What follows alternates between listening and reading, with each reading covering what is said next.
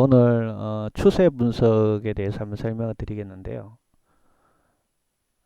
추세 분석이라는 것은 우리가 이제 이 차트의 봉우리와 골짜기를 보고 어떤 이제 파동을 띠고 있느냐. 그래서 이 봉우리와 골짜기를 보면서 상승이나 하락 추세를 찾는 겁니다.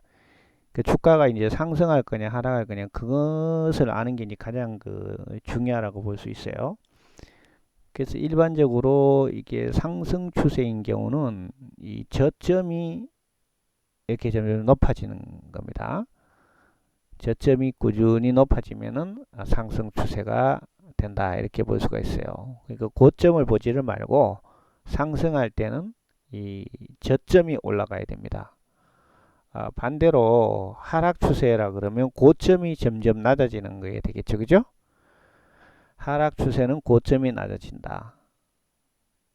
그러니까 저점이 낮아진다가 아니고요. 고점이 낮아진다. 그렇게 이해를 하면 되겠어요. 그리고 주가가 왜 이렇게 이제 봉우리와 골짜기, 여기 이제 봉우리와 골짜기잖아요. 이 봉우리와 골짜기를 만드는 이유는 어떤 일정 부분 이제 상승을 하면 이익 실현을 하기 위해서 주가 매도가 일어나는 거죠. 그러니까 다시 주가가 하락하면서 이 골짜기를 만들게 되는 그런 것입니다. 자, 그래서 우리가 이제 이 차트를 보고 이렇게 저점을 쭉 이어서 직선으로 이렇게 그려보면 알겠죠. 그러면 이것이 이제 점점 높아지면은 상승 추세다. 이렇게 볼 수가 있습니다. 그래서 저점이 높아진다는 것은 일간 저가에서 지속적인 매수가 일어난다는 의미가 되겠죠. 그래서 이런 경우는 이제 뭐 갑자기 이렇게 뭐 매수가 대량 매수 일어나갖고 주가가 상승하지는 못하고 이제 서서히 이제 저점에서 조금씩 매수 일어난다 이렇게 보면서 점진적으로 주가가 상승하게 되겠습니다. 그래서 이 골짜기와 봉우리를 하나의 그 대파동으로 정의했는데 그걸 정의한 사람이 이제 다오라는 사람이 정의를 했죠. 그래서 이 대파동이 다시 또 중소파동으로 분할된다고 얘기를 했어요. 그래서 큰 파동은 보통 한 1년 이상 지속된다고 볼 수가 있습니다. 그리고 중파동은 3주에서 3개월, 소파동은 3주 미만에 걸쳐 일어난다고 했어요. 그러니까 우리가 이제 상승이든 하락이든 기본적인 추세가 잡히면 그것은 가장 작은 파동으로 볼 때는 3주라는 거죠. 그러니까 상승을 하면 3주까지는 상승을 하고 또 하락 추세로 접었을 때는 3주까지는 하락을 하고 한 다음에 다시 또 상승 모드로 접어들고 이런 식으로 반복한다는 얘기입니다. 작게는. 그리고 중파동은 이제 3개월로 봐야 되고요. 그래서 이 다우라는 사람이 이런 이제 파동의 원리를 이용해서 어떤 주식의 그걸 파악하는데 이 파동은 사실은 어떤 종목에는 잘 맞지를 않아요. 오히려 어떤 코스피 지수나 다우 지수처럼 큰 시장의 전체를 나타내는 그 지표에 잘 맞는다고 볼 수 있고 또 우리가 이제 다우나 뭐 코스피 이런 지수를 이제 대표할 수 있는 것이 이제 블루칩들 초대형주죠. 그러니까 뭐 삼성전자나 현대자동차 같은 그런 이제 초대형주들은 이런 다우의 파동을 따른다 이렇게 봐야 되겠습니다. 그래서 다우는 이제 추세 사이클은 이제 매집 참여 분배 이것을 계속 반복한다고 했어요. 그래서 매집 단계라는 주가가 횡보하고 있는 국면을 말합니다. 그래서 모든 나쁜 뉴스가 다 반영되었고 주가를 끌어올릴 더 이상의 호재도 없는 상태를 말합니다. 이때는 주가의 등락도 아주 작고 거래량도 늘지가 않습니다. 그 다음 단계가 참여 단계가 되겠어요. 참여 단계가 들어가면 좋은 뉴스가 나오기 시작하고 거래량도 점점 늘면서 주가가 본격적으로 상승을 하게 되겠습니다. 그런 다음에 분배 단계를 거치게 되는데 이 단계에서는 가장 좋은 뉴스가 나오기 시작합니다. 그리고 기업의 실적도 최고점에 이르지만 거래량에 비해서 주가는 그다지 상승은 못합니다. 그러니까 고점에서 계속 올라가는 게 아니고 거기서부터는 다시 행보를 하는 좋은 뉴스는 나오는데 주가가 약간씩만 상승하는 그런 이제 박스권에 머물게 되는 거죠. 이때는 이제 사실은 주 세력들이 주가를 고정시킨 다음에 매도를 하고 있는 것입니다. 주가가 급락을 해버리면 같이 매도를 하기 때문에 물량이 많은 기관 투자자들이 그걸 다 팔 수가 없어요. 그렇기 때문에 주가를 떨어뜨리지 않고 이렇게 고정을 시킨 상태에서 매도를 하게 되는 것입니다. 그러니까 매도 물량이 점점 늘어나는 거죠. 그죠? 점점 늘어나는데 반면에 주가는 그다지 하락하지 않는다는 얘기입니다. 그래서 우리가 주가가 최고점에서 거래량이 증가된다 그러면 이거는 이제 상투로 볼 수 있기 때문에 매도를 하고 나와야 돼요. 그 여러분들이 중요한 지점입니다. 그래서 주가라는 것은 이제 계속 상승하지 않고 어떤 고점에서 일정 부분 행보를 한다면 그 다음에는 이제 하락 국면에 접어들 수가 있기 때문에 유의를 해야 된다 이렇게 볼 수가 있겠습니다. 자, 그 다음에 이제 이렇게 상승해서 하락으로 추세 전환을 하는 경우죠. 이 보시면 이 고점이 점점 낮아지고 있죠. 그죠? A보다는 C가 이게 가격이 낮은 형태가 됐죠. 그러면서 밑으로 이렇게 떨어지게 되고요. 상승의 하락에서 다시 상승으로 될 때는 이 저점이 이렇게 높아진다는 걸 알 수가 있습니다. 그러니까 E보다는 G가 더 높은 가격을 형성하는 거죠. 그렇게 되면 다시 하락에서 상승으로 추세 전환을 할 수 한다 이렇게 봐야 되겠습니다. 그 다음에 이제 주추세와 중추세가 아까 있다고 얘기를 했었고요. 그래서 중추세는 통상 3주에서 3개월 사이 그렇게 봐야 되겠습니다.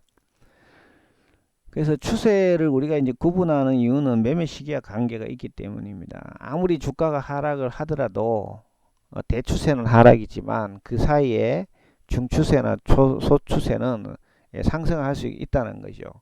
그러면 거기서 또 우리가 매수를 해갖고 또 이익을 실현할 수 있다는 얘기입니다. 그래서 내가 장기로 길게 투자를 할 것이냐 아니면 단기로 볼 거냐에 따라서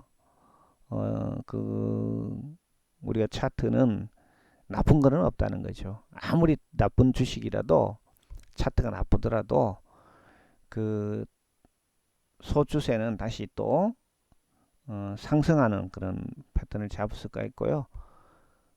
대추세가 아무리 상승 국면에 접어들더라도 중추세, 소추세는 하락할 수 있기 때문에 그 부분에서 매수를 하게 되면 손실이 날 수 있다는 얘기가 되겠죠. 그래서 내가 매수 기간을 얼마 동안 매수했을 때 보유 기간을 얼마로 할 거냐에 따라서 우리가 이제 차트 접근 방법이 달라질 수가 있다라고 볼 수가 있습니다. 그래서 장기 투자자들은 이제 주추세에만 관심이 있고 단기 투자자들은 소추세에만 관심이 있다는 거죠. 그리고 데이 트레이더라 그러면 더 세분화된 분단위 추세만을 따를 수 있다 이렇게 봅니다. 그래서 뭐 일봉을 볼 필요가 없죠. 데이 트레이더 같으면은 이제 분봉을 가지고 거래해야 된다는 얘기입니다. 그리고 추세는 저항과 지지를 만들게 돼 있어요. 그래서 저항과 지지는 매매 시점을 포함한 포착하는데 이제 중요한 요소가 되는데요. 저항은 매도 세력이 매수 세력보다 커가지고 가격이 상승되지 않고 추세 반전을 나타내게 됩니다. 지지는 저항과 반대로 매도 세력에 의해서 매수 세력이 더 강해져 주가가 더 이상 하락하지 않는 그런 상태를 말하게 되어 있습니다. 그래서 주가가 상승 시는 저항은 상승을 멈추고 저항을 돌파하면 추가 상승하게 되어 있습니다. 그리고 주가 하락 시에는 이제 지지가 발생하는데 지지는 일시적인 하락을 멈추는 역할을 하며 지지를 만나게 되면 다시 새로운 추세를 전환하게 되겠습니다. 그래서 저항은 전고점이, 지지는 전저점이 되겠습니다. 그래서 이러한 전고점을 이은 선을 우리가 이렇게 저항선이라고 하죠. 그죠? 고점들을 이은 거죠. 그래서 그리고 전저점을 이은 거를 이제 지지선이라 합니다. 이렇게 전저점을 이으면 지지선이 되겠죠. 그래서 이렇게 이제 우리가 저항선과 지지선을 돌파를 하는 것인지, 그것을 보고 어떤 추세 전환 국면에 들었다, 이걸 판단할 수가 있는 거예요. 그러니까 추세 전환을 하려면 저항이든 지지든 그 선을 돌파를 하고 나서 추세 전환에 접어든다, 이렇게 볼 수가 있겠습니다. 그래서 지지선과 저항선은 서로 어떤 교환의 역할을 하게 되겠죠. 주가의 움직임에 따라서 저항선이 지지선이 되고 지지선이 다시 이 저항선이 될 수가 있습니다. 그래서 주가가 저항선을 돌파하여 추가 상승하였다면 돌파한 저항선은 다시 지지선의 역할을 하게 되는 것입니다. 또한 주가가 지지선을 하향 이탈하여 추가 하락하였다면 기술적 반등을 시도를 할 때 이렇게 이탈된 지지선이 저항선이 됩니다. 그러니까 하락에서 다시 상승으로 접어들려면 자기가 내려올 때 그 지지선이 저항선이 되기 때문에 그 저항선을 돌파를 해야 된다라는 것이죠. 그 다음에 이제 우리가 어떤 저점을 요게 지금 이제 저점 연결한 상승 추세고요. 고점을 연결한 하락 추세를 만들게 되겠습니다. 그래서 상승 추세선이라 그러면 1년의 연속적인 저점을 연결한 직선을 말하는 것이고, 하락 추세선은 1년의 연속적인 저점을 연결한 어떤 직선이 되겠습니다. 이때 저점과 고점은 종가를 기준으로 하고요. 저점과 고점들이 직선으로 연결되지 않을 때는 시작점과 끝점을 연결을 해야 됩니다. 그리고 장중 저가나 고가를 고려하지 않고 종가를 작성하는 게 반드시 맞다고는 볼 수는 없는데, 이게 이제 편의상 편리하기 때문에 종가를 쓰는 것입니다. 그리고 저점을 연결하거나 고점을 연결했을 때 그것이 어떤 영역을 만들고 여기서 이제 수정된 가운데 평균치를 이용한 수정된 추세선, 이 G를 다시 만들 수가 있게 되겠습니다.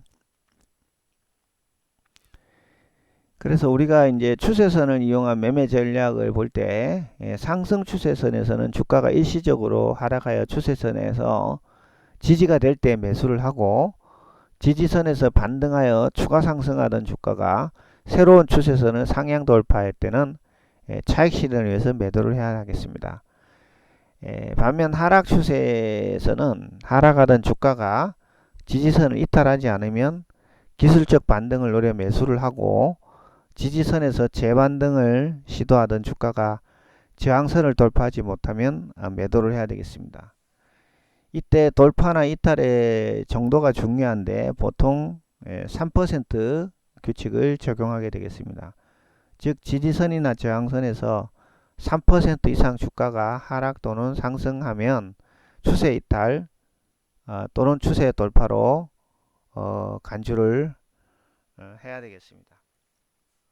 자, 그래서 우리가 지금까지 어떤 지지선을 만들어서 그걸 가지고 어떤 매수와 매도 전략을 수립할 수 있다라는 걸 설명드렸습니다.